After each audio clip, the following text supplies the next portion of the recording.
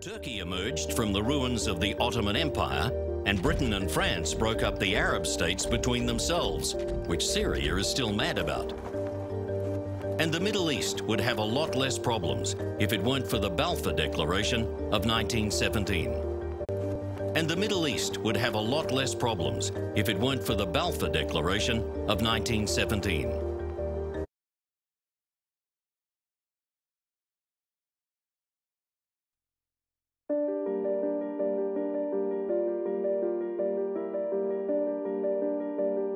Why should we remember the centenary? Put simply, the Great War is the defining event of the 20th century. Its influence on modern history is profound, and the fault lines that run through many modern conflicts have their genesis here. World War I led to the destruction of 3 great empires and the fatal wounding of 2 others. It gave independence to Finland, Poland, and the Baltic states, plus saw the emergence of new nations, Czechoslovakia and Yugoslavia, neither of which exist anymore.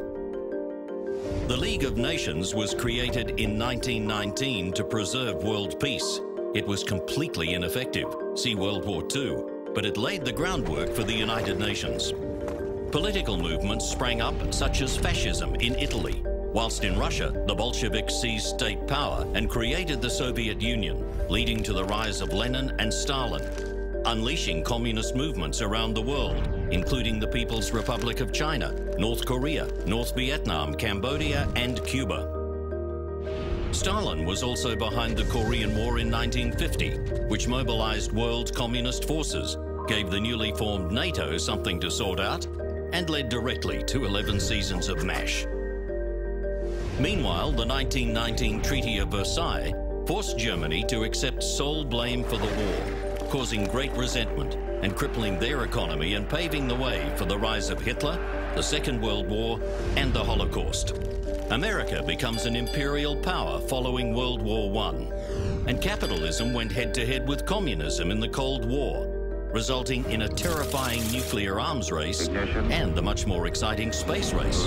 In India, the British-led Amritsar massacre of 1919 leads to a sharp rise in anti-British sentiment, which Gandhi skillfully used to achieve Indian independence in 1947. Turkey emerged from the ruins of the Ottoman Empire, and Britain and France broke up the Arab states between themselves, which Syria is still mad about.